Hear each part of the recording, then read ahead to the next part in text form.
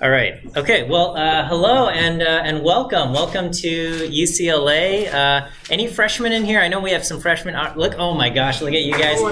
Welcome, Bruins. You guys, best school ever. Number one, not just public, but number one in the world for everything. UCLA. No, I'm just hyped up. I truly believe. This place is great, and you walk around campus and it's beautiful, and it just feels good. Even if after you take a midterm exam and you feel like you did terrible, you just walk around, you walk past Royce Hall, and you go, oh, you know what, my life's not so bad. Okay. Well, anyway, you'll know what I'm talking about after your midterm exams and stuff, but. All right, well, anyway, my name is Miles Chen, and I will be your professor for this class. And, you can call me Professor Chen. You can also just call me Miles. That's also okay. I give you permission to call me by my first name. Unless your other professors give you permission to call them by their first name, you should address them as Professor such and such or Dr. such and such, just out of respect there. But okay, welcome. That's what this slide says. All right. Stats 15, that's our course. All right, so I posted the syllabus, and you must read the syllabus. And, I don't know how this happened, but it's happened slowly and over time, and now my syllabus is, 10 pages long? And someone said that's a red flag when you take a class, but honestly, I don't think it is. I even give you a table of contents. So you can find, what was the grading policy? Oh yeah, we'll go to page 3 for that. Okay.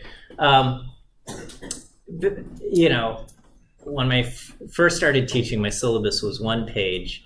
And as time went on, something silly would happen, and I go, oh, you know what? I don't want that thing to happen again. So I would add a line to my syllabus, and here we are, 10 pages later. But I think I've kind of detailed things out, and I hope it all makes sense. So please do take the time to read the syllabus. There's an old kind of trope or joke among professors that. Half the questions you get can just be answered by, it's in the syllabus, but sometimes that's true. I will send out a link later today to a discussion forum called Campus Wire.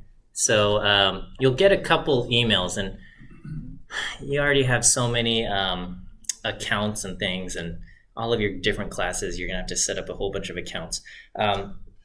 But anyway, you will get some emails from Campus Wire. There's another site called Gradescope, so you'll submit your homeworks on Gradescope, and Campus Wire is going to be a discussion forum, and you'll get an email to join up there.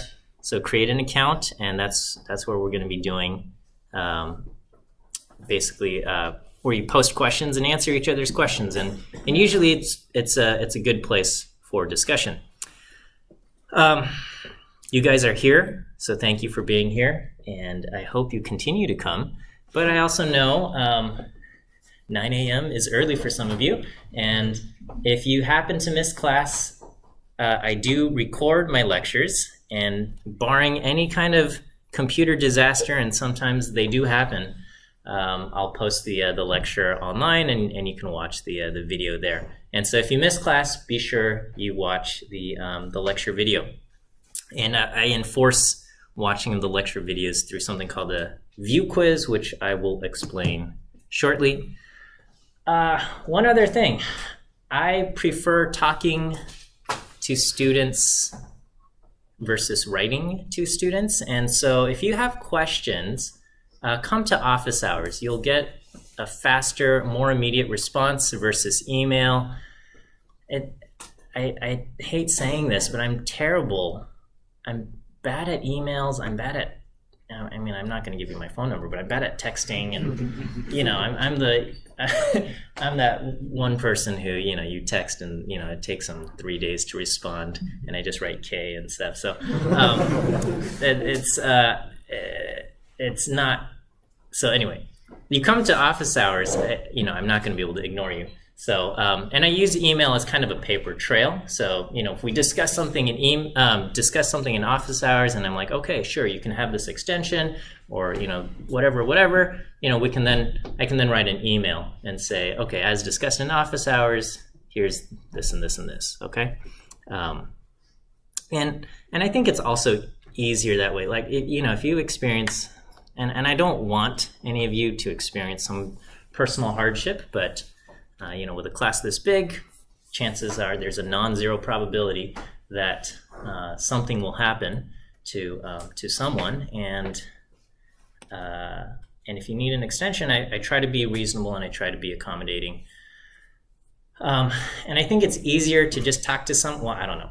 Some of you might be easier to write it out, but just come talk to me, and then you don't have to write out your entire story on email unless you find that therapeutic, and you can do that. I'm not going to stop you, but anyway, so I have office hours multiple times during the week, Mondays, Wednesdays, and Fridays, 11:30 to 12:30, and I purposely started them on the 30 in case some of you have class from say 11 to noon, or some of you have noon to 1.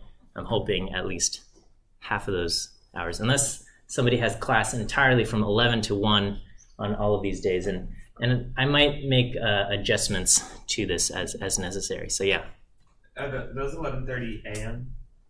Yeah, a.m. Okay. That's a mistake. Thank you. Yeah, I'm not going to start off at 11:30 at night and hang out for 13 hours. Okay, yeah, that's a good point. Okay, you copy and paste, and then I get it. Yeah. Okay. Yeah, here I am, 4 a.m. No one's coming to office hours. I don't know what these students want. All right. Okay. Blah blah blah. Office hours. All right. You guys can read. All right. This is our textbook, and the first quarter I taught this class, I placed an order with the bookstore, and I had like 80 copies ordered, and they said like, oh, we sold like 5, and that's because the textbook. And this is not like you're doing anything illegal, right? So I know they sell textbooks, and then there's places where you can get textbooks, and I'm not supposed to encourage those places.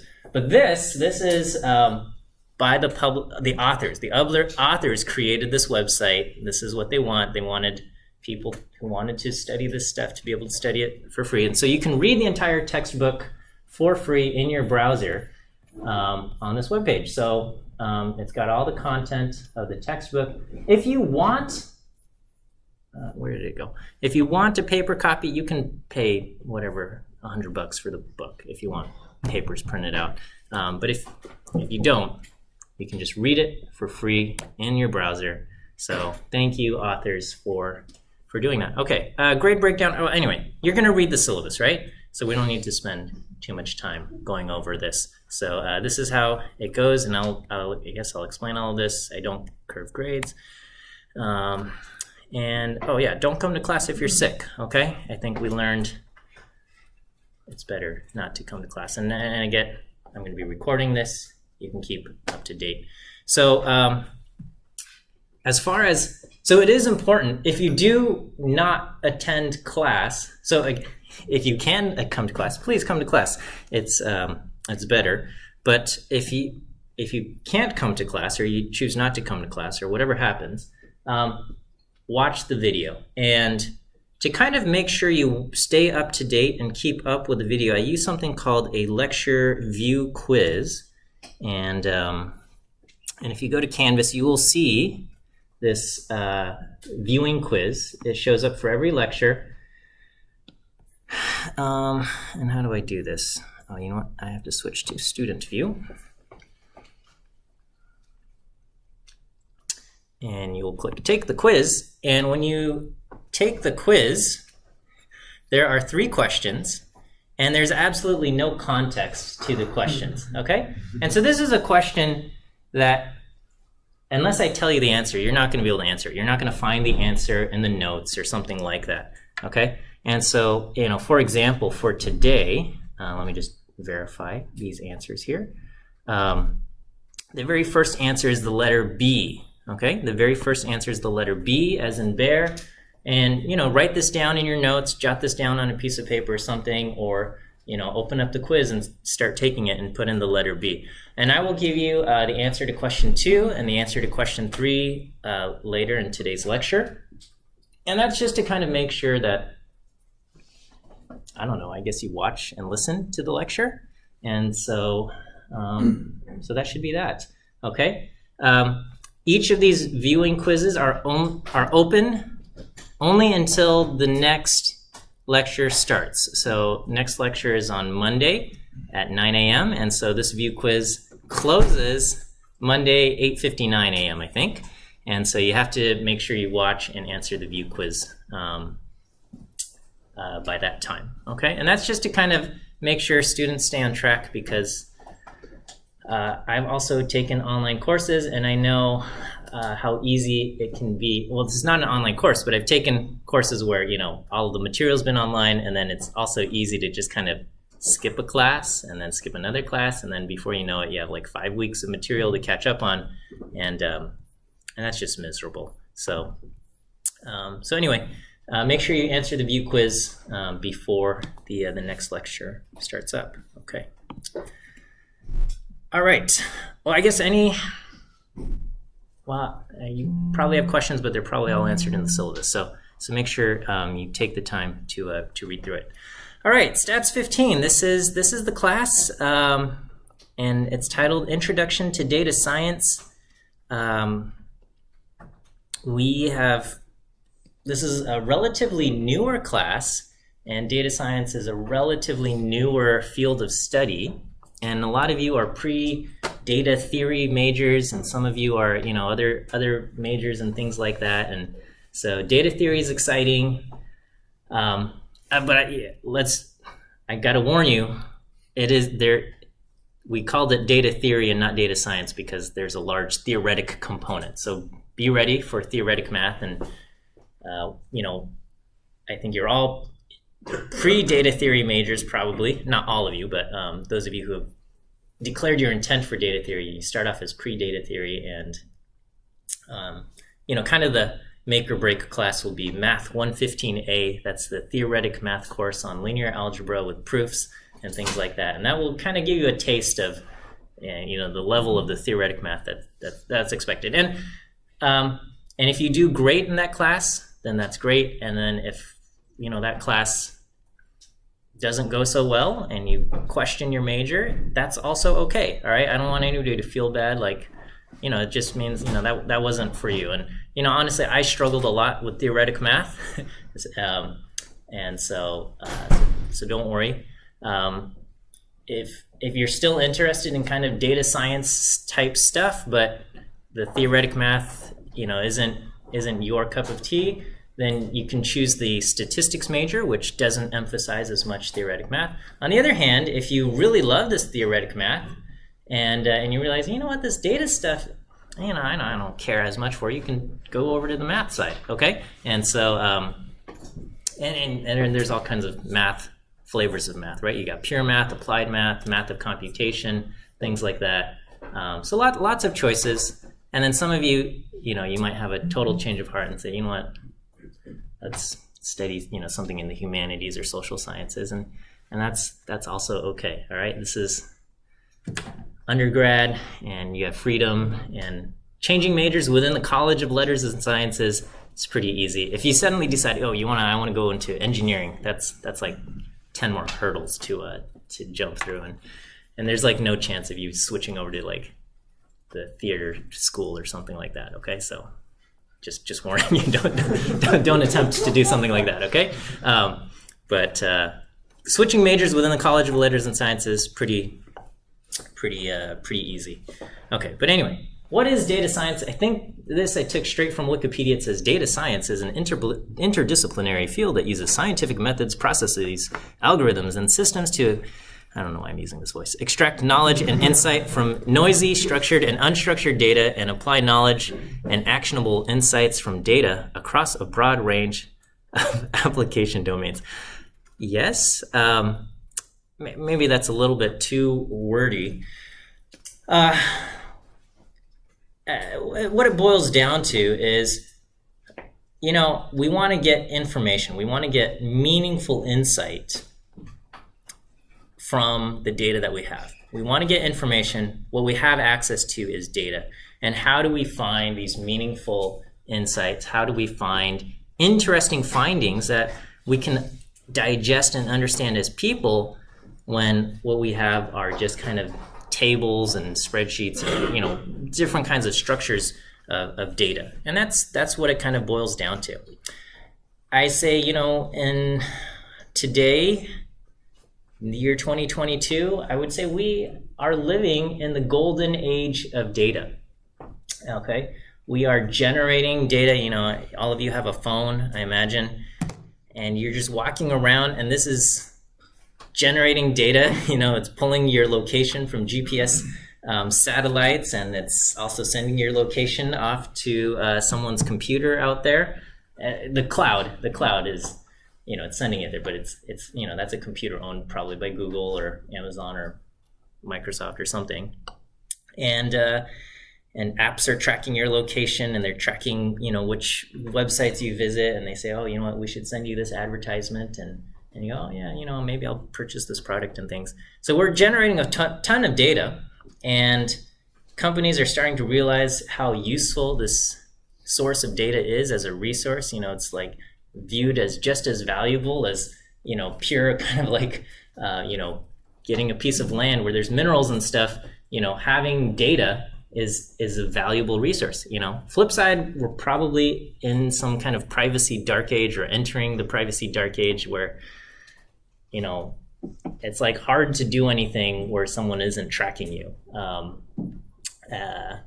and we often trade it away readily for a few cents of savings. I don't know. I went to Target and they say, hey, do you want to sign up for the red card? And I said, sure. You save 5% on every purchase. Okay, that sounds good. But really what they're doing is every time I use that card to save money, also they're tracking every single one of my purchases. And they know this customer profile, and they know exactly the kinds of things I buy. And then they can send me advertisements on my phone that says, hey, do you want to buy ice cream? I'm like, oh yeah, I do. And they know exactly the kinds of products and stuff like that. And pretty much companies, not just tech companies, but companies in every single sector, also government agencies, are investing tons of resources into obtaining and gathering and analyzing this data. And this field of data science has grown greatly in popularity. And I imagine a lot of you picked data theory or data science because you heard you can make a lot of money in this field as a career. After you graduate, you're going to find a good job. And it's true, you will, okay? But you might be working on that dark side of privacy, okay? And you get all this stuff. Yeah, you got a question. Yeah, speaking of career, do you think maybe one day, I don't know that much about artificial intelligence yet, but do you think these data jobs could eventually be replaced by those technologies? Can your job be replaced by technology? Yeah, everybody's job can be replaced by technology. I mean, honestly, like, I recorded videos during the pandemic, and I thought, you know what? Yeah. They could just take my videos, and I could quit, and then I could just play videos, and I would be replaced. And so, there's a certain aspect that can be replaced, and certain probably like low-level data cleaning and things like that can be done. But, other stuff probably will always want a human working in there, Every store now has a self-checkout, but there's also you still have humans checking things out. And I don't know if we'll ever reach a point where there's not a single human working in the checkout section or something like that. So I guess my question is, are we reaching a point where it's the job market is already pretty saturated? Because you're talking about your Target example, those checkout places, that means less cashiers being hired, right?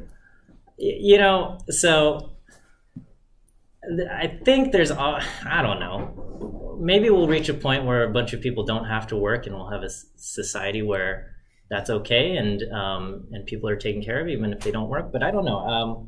I think there'll still be jobs. I'm not too worried about it. I don't know. I can't predict the future, but I'm not too worried about this being a viable career. Yeah, we're going somewhere where we don't want. Yeah, go ahead. I'd also argue that data science would be like the last one to go, because the thing is that like this is gonna get replaced by like automation. So the last thing to go would be the people who create the automation. And honestly, if AI, we're screwed. I don't know. Honestly, I don't know, right? Because we all thought like creative places, like artists, would not get replaced. But then we heard of like DALL-E and it's like, oh my gosh, or DALL-E or whatever, it's like, whoa, okay. Now we're winning first place in an art contest, and not we, the computer, the robot, Skynet. And so I don't know. I think AI is surprising us in lots of ways in terms of like what it's capable of. And, we'll probably, we'll spend some time talking about ethics, and that's going to be, I don't know, ethics versus efficiency and money. I don't know. So, well, anyway, and so all of this data, and we're investing in all of resources and all of this because we're realizing that, when you use data to make decisions, it's more reliable, more trustworthy, make better predictions than just necessarily working off of tradition and intuition. A lot of times tradition and intuition align with what the data say, and that's kind of why things work out. But sometimes they point in different directions, or the data reveals certain insights that we might not have realized in the beginning. Okay, now some people have argued that data science is not a new field; it's just another name for statistics. And others say that data science is distinct from statistics because it focuses on problems and techniques unique to digital data. And I don't know. I think I agree with this last sentence, that data science can be described as an applied branch of statistics, right? There's kind of this question, is statistics just an applied branch of math? Probably, but we got our own department now, right? And is data science just an applied branch of statistics? Yeah, probably. Is it going to get its own department? Maybe. I don't know. It's computer science used to just be kind of under engineering and stuff, and most places now have a separate computer science department. And so, how do we fracture all of this stuff up? Okay. Data science. One thing that's, I would say, distinct or quite different between statistics, traditional statistics, and data science is that, when statistics was first emerging as a field, so this is like 100 years ago, it was coming at a time where data was scarce and it was expensive to collect. So a lot of these things were like agricultural experiments, and they wanted to use math and statistics. Well, they didn't know it was called statistics, but they wanted to figure out like, what's the best combination of things to use so our crops yield the greatest amount of stuff, right? Like how much nitrogen and how much different kinds of fertilizer and stuff, and how should we do this? And so in order to collect your data on one plot, you'd have to wait like an entire season for the thing to grow, right? And then you'd measure all of this, and so you'd get like 20 data points, but this required like thousands of hours of labor to like grow your crops and stuff like that. And so statistics kind of emerged as this way of like, okay, that took a long time to just do an experiment, and how can I maximize the amount of information that I can get from just a few points of data? And so, by kind of looking at the math and saying like, okay, well, this is how it works, they came up with a lot of kind of ingenious methods that allowed them to maximize the kind of information they could extract from the least amount of data. And these methods are still very important as when data is still expensive to collect, such as like medical studies. If you want to study, the efficacy of some new experimental treatment for cancer or something, the experimental drug might be thousands of dollars to kind of produce. It's another thousands of dollars to pay your doctors and nurses to administer it, and measuring and doing the thing, and each individual who participates in your study might be tens of thousands of dollars just to get measurements from one person, right? And so you don't want to say, oh, in order for us to complete our study, we need 1,000 participants. Maybe you only have money to do like 60 participants, and that still represents hundreds of thousands of dollars of investment. And so these methods for extracting the most information out of a little bit of data is still very important. Okay, and if you study stats, if you're a stats major, you'll take Stats 101B, the design and analysis of experiments, and that's really going to emphasize some of these methods where you try to extract the most information from a little bit of data. Okay, on the flip side, we're kind of living in this age of big data, all right? And we have these data sets that are, hundreds of megabytes or gigabytes or terabytes, huge amounts of data. And so big, there's no possibility of doing any kinds of calculations by hand. We have to use computers for all of this. And as far as this class goes, we're not going to be using the huge data sets, okay? All of your data sets will be able to fit on your own computer. But, there's kind of this, maybe in a graduate program, you'd be starting to touch upon big data sets where, like, you can't do the computations on your own computer, but you have to kind of use these cloud systems that or an array across multiple systems to just handle the data. The data you have won't be random samples, so maybe it's tougher to kind of say what we can generalize. And the goal in these things are often to kind of explore what kind of interesting relationships exist. Can we make accurate predictions? And so I would say this is, one major way that data science is different from traditional statistics. And because we're using these big data sets, the idea of doing traditional statistics, by hand and using a pen and paper calculator, in many cases is less relevant than, being able to interact with the data, with your computer. And so there's definitely going to be some coding that you have to do, and in our class we're going to use R and whatnot, and I'll talk about that. Okay, as data science was first kind of emerging, this man Drew Conway kind of created this Venn diagram, and he drew this, and he says data science consists of kind of these three skills: coding skills, math and stats knowledge, and domain expertise. And he called it hacking skills, but really just kind of your ability to write code to work with the computer. And he kind of created these overlaps. And he says, if you know your subject, so substantive expertise would be knowledge about a particular subject. You take knowledge about a particular subject, combine it with math stats knowledge, and that's kind of your traditional research. Your coding skills and math stats knowledge kind of combine into machine learning, but the overlap of all three we might call data science, okay? And then the coding skills and substantive expertise alone, without any math stats knowledge, he calls the danger zone, in that you might be applying techniques that really shouldn't be used.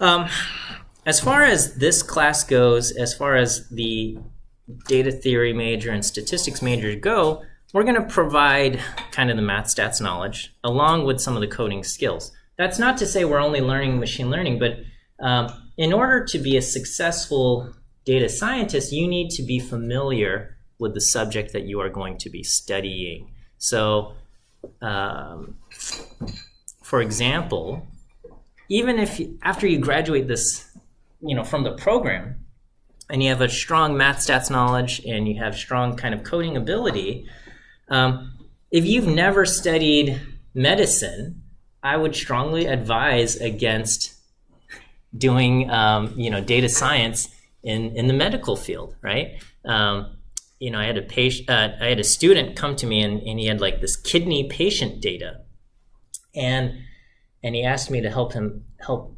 advise him on this, and I said, do you know anything about kidneys? And he said, no. And I said, I don't know anything about kidneys. And so there was no way we could really be effective at analyzing this data. Sure, I could calculate some things and look for patterns and whatnot, but there was a column, for some measurement, and I don't even know what it was. I don't even remember, but it was like, okay, this number 85, is that good or bad, right? And I didn't know anything about kidneys, and so I couldn't tell you if 85 was good or bad, right? If we're talking about blood pressure or something, and somebody has a blood pressure of maybe 160, okay, that's like high, right? But if you don't know that, okay, it doesn't. You're not going to be able to identify this, right? So if you had a data set where we were talking about human height, and you see somebody, someone's measurement in the data set says they are, 10 feet tall, okay, right away you would say, okay, this has to be a mistake because there's no human that is actually 10 feet tall. Something went wrong when somebody entered this into the data, and we'd be able to identify that and say, okay, this has got to be a mistake, so let's throw it away or something like that. But again, if you have no kind of context, if you don't know anything, right? So if you're looking at baseball data and you see somebody has a batting average of 0.57, okay, 0.570, okay, 570. If you're familiar with baseball, you'd say, okay, that can't be, right? Because, like the greatest, highest baseball batting average of like all career batting average of all time is maybe like 0.334 or something, 0.36. It's very rare to get batting averages over 300, 0.300. And so to see something like 0.570 in your data set, you would know right away something isn't quite right, or maybe this is based on just like a couple at bats or something. And if you're familiar with baseball, like these terms make sense. And if you're not familiar, you're just like, I'm just spouting off numbers, right? And so if you're not familiar with baseball, you won't have that. And so you wouldn't identify 0.570 as a potential mistake or something going wrong. And so your analysis will be hindered, okay? Because to assume that your data is 100% accurate and 100% clean all the time is not a good assumption, okay? You have to kind of, data is collected by people and machines, and sometimes we make mistakes, and you need to have kind of that subject matter knowledge in order to be effective, in order to identify things that aren't right, okay, aren't quite right, okay? How is this different from Stats 10? So, there's another class, Stats 10, and sometimes I teach that. I just taught it over the summer. That one takes a lot more of a traditional approach. Did any of you guys take AP Stats? Okay, a lot of you did. Okay, well, anyway, so Stats 10 is kind of like AP Stats, but compressed into 10 weeks. And so, you get through Z-tests and T-tests and confidence intervals. We don't even have time for chi-squared tests. But anyway, Stats 10 is kind of a lot more of a traditional AP Stats type course. And I would say, this class is more intense than that. And certainly one aspect is we are going to emphasize working with data and studying and using R in RStudio to kind of interact with data. And we're not always going to assume that our data is a random sample, which probably in most of your examples in AP Stats, you made that assumption. Okay, and if you didn't take AP Stats, no worries. We'll cover some statistics fundamentals as well, okay? There's other courses that you'll probably take, Stats 20. Stats 20, some of you enrolled in Stats 20, yes, no? Okay, a couple of you, all right. Already taken Stats 20? A few of you, okay. And who has used R? Okay, and who's never used R? Okay, all right, well, great. So I will introduce you to R, and we will be using that. And so anyway, Stats 20 and Stats 102A cover R programming. And there is some content overlap between this course and Stats 20. And I would say this class is an introduction focused more on using R as a tool for creating visualizations and summaries rather than as a kind of a programming course. So in Stats 20, you'll do a little bit more programming, and you'll have loops and iteration and things like that. I guess we do touch on that, but that's the thing. Another question that always comes up: why are we using R and not Python? And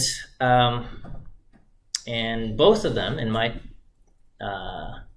opinion, both are excellent tools for exploring data. I actually, immediately after this class, I'm teaching Stats 21, which is a Python course, okay? So I teach classes both in Python and R, and so I think both of these things are great.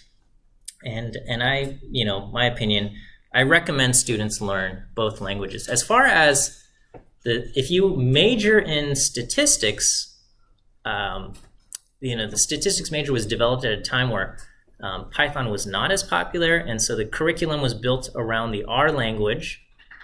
And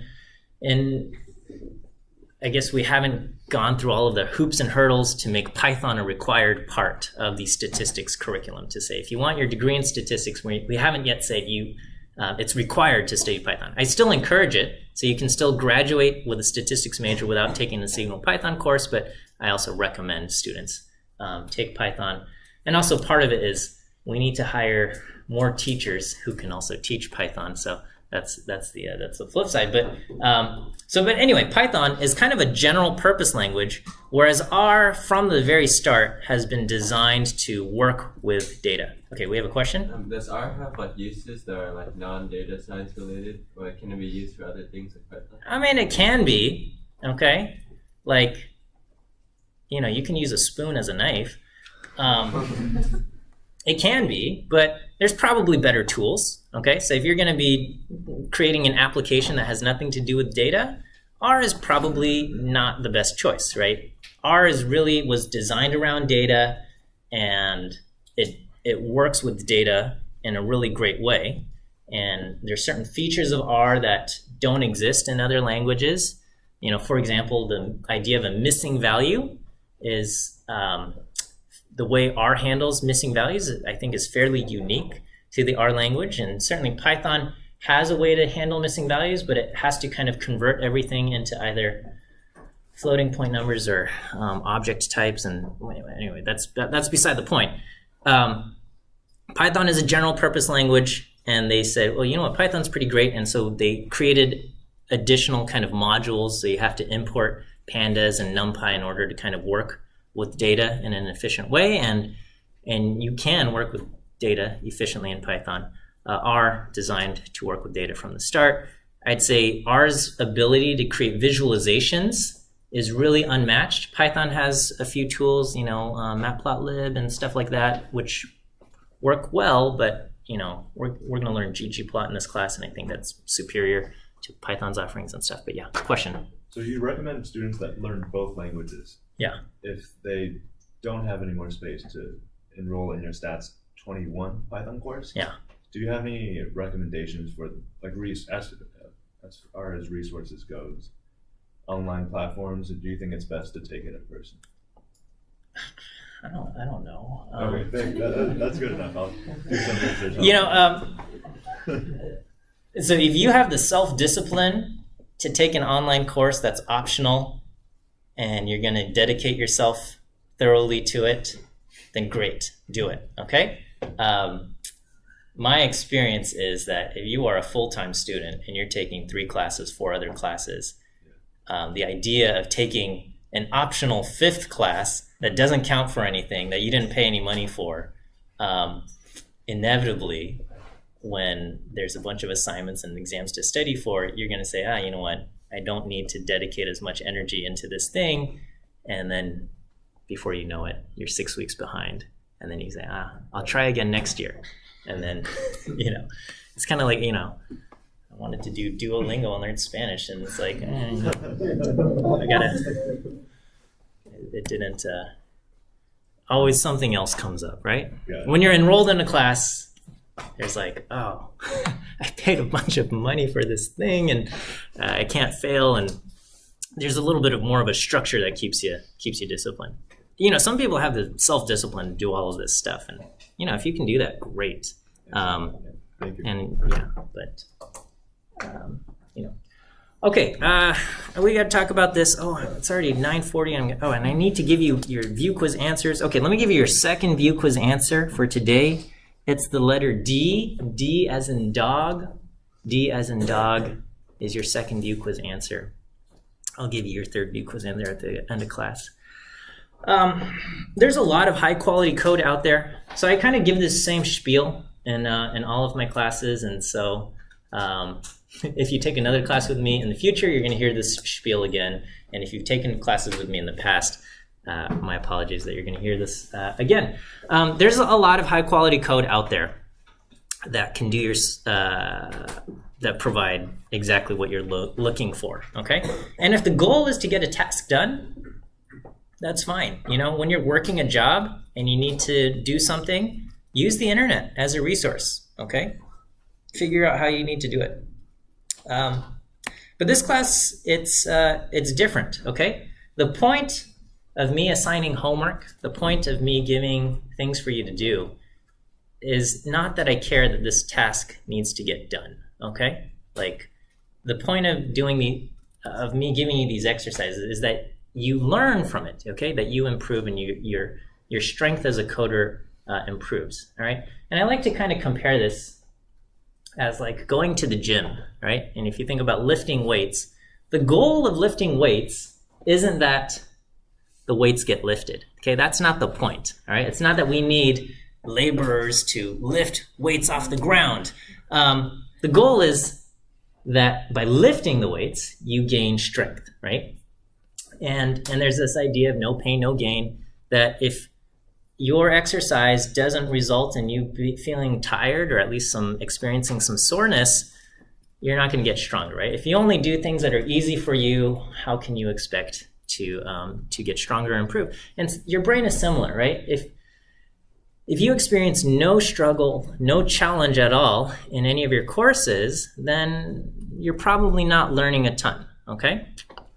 And that's a challenge that I have as a teacher, is to kind of make sure that I present exercises for you that provide the right amount of challenge. And it's difficult, with a whole bunch of students, to find exactly the right target that exercises everyone at the same level. But the point of these exercises is to provide you a little bit of challenge so that, when you go to sleep, your brain says, okay, you know what, that was exhausting.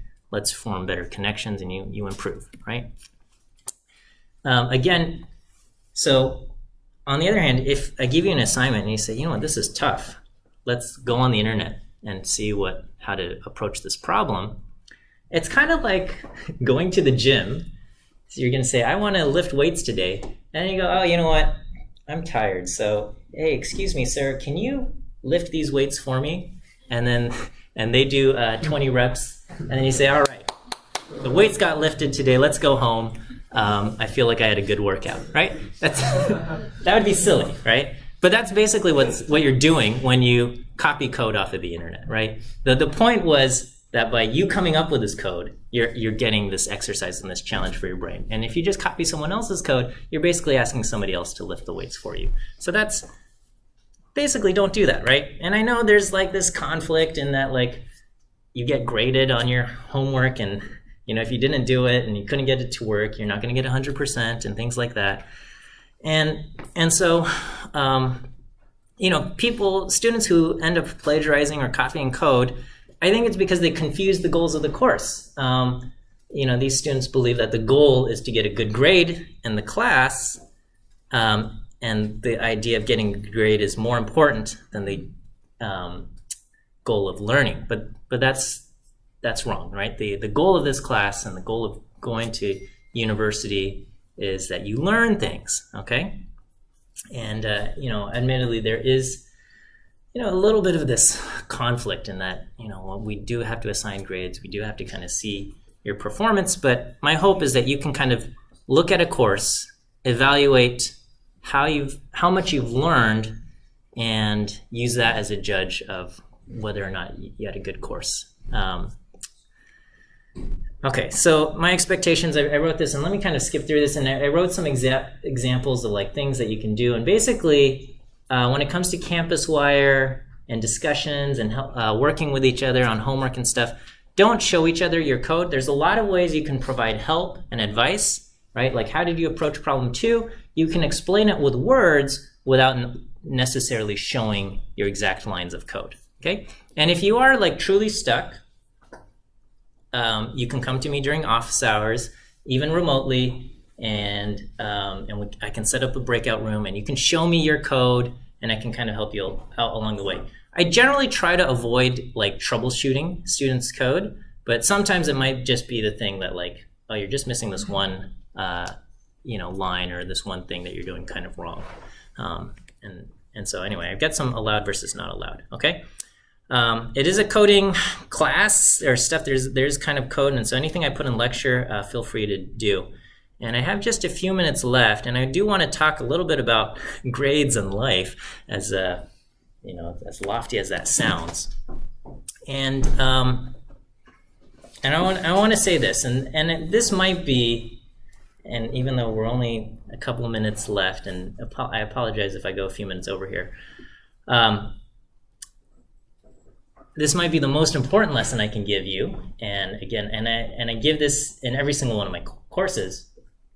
Number one, your grades do not define you, okay? You are here at UCLA, and I think they just released like admission stats, and it was like now less than 10% chance of like admission rate or whatever, and UCLA is getting harder and harder and harder to get into. And so the fact that you are here already is an accomplishment, right? And the reason you got here probably is because you had really good grades in high school or your community college. And, all of this, the past however many years have been dedicated to your schoolwork. And so grades feel very important, okay? And I get it, right? It feels good to get good grades. It doesn't feel good to get an exam where you studied for it and you got like a C or a D or even an F. But, grades, they are not going to be the most important thing in life, right? No one looks back like, before they die and they say, oh, I wish I got an A- instead of a B+. That's not how it goes. And I wrote story time, and I don't know if I can do this story enough justice, but I was, in high school, I tried hard and I got good grades, and I got into my dream school at that time. Sorry, it wasn't UCLA. It was Caltech, and I got into Caltech, and I was so excited, and my parents were so proud, and it felt great. And I enrolled, and my freshman year at Caltech, my fall quarter, I got my first C ever. And then the following quarter, winter quarter, so Caltech was also quarter system. Winter quarter, I got my first D ever. And I thought, oh my goodness. And then spring quarter, a bunch of things kind of just fell apart, and I failed a whole bunch of classes. And I never failed a class before. And I was, distraught and depressed, and, I was put on academic probation, and they said, if you don't bring your grades back up, we're going to kick you out of school. And that summer I didn't know what to do. The idea of returning back to a school where everything was super hard, and this was like a foreign idea to me, because, throughout high school, I was always like the number one student, or at least, number one or number two. And at Caltech, everybody else was also number one or number two.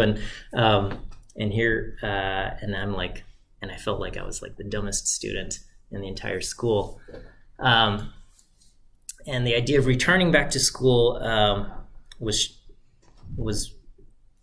daunting, but also the idea of like dropping out was very sad to me. My parents were very supportive, especially my father, and he told me, and he said, this dream of going to Caltech, it's not worth it. It's not worth, what it's taking, the toll it's taking on you emotionally as a person. And so I ended up transferring out. I went to another engineering school as an undergraduate student, and I completed my degree there. And I think, the change of scenery and the change of, was beneficial to me. And that, as painful as that experience was, it gave me a new perspective. And that was, at the time, I had tied so much of my identity to my grades that when my grades were poor and I failed my classes, I saw myself as a failure. And that's not the truth, right? That's not the case. And the grades don't define who I am, and they don't define who you are. And, you know, a lot of you are freshmen, and, you know, your first quarter here, you might get, I don't wish this upon any of you, but there's a chance that, you know, in some of your courses, you don't do as well, and it can be a jarring experience. And I want to let you know that it's okay. Again, your grades do not define who you are. And just because, you know, you struggle academically doesn't mean you yourself as a person are a failure. And so that painful experience for me also allowed me to separate my identity from my academic achievements, and also just from just my achievements in general. And so I don't tie myself, my view of self, to my kind of academic or professional achievements. And, you know, I find value in, you know, my own personhood, in my faith and my relationship with others. That's where I draw value. And so, okay, well, I'm out of time, but I wanted to say that, and I have a few more slides here, and I guess I'll, I don't know, maybe at the very end of the quarter, I'll revisit some of these things. But let me give you your last view quiz answer, and I apologize for going a couple minutes over. Your last view quiz answer is the letter E. E as in elephant. E as in elephant. That's your last view quiz answer for the day. I'm looking forward to a great quarter. Have a great weekend. We will see you on Monday, bright and early, 9 a.m. And so see you then. Okay.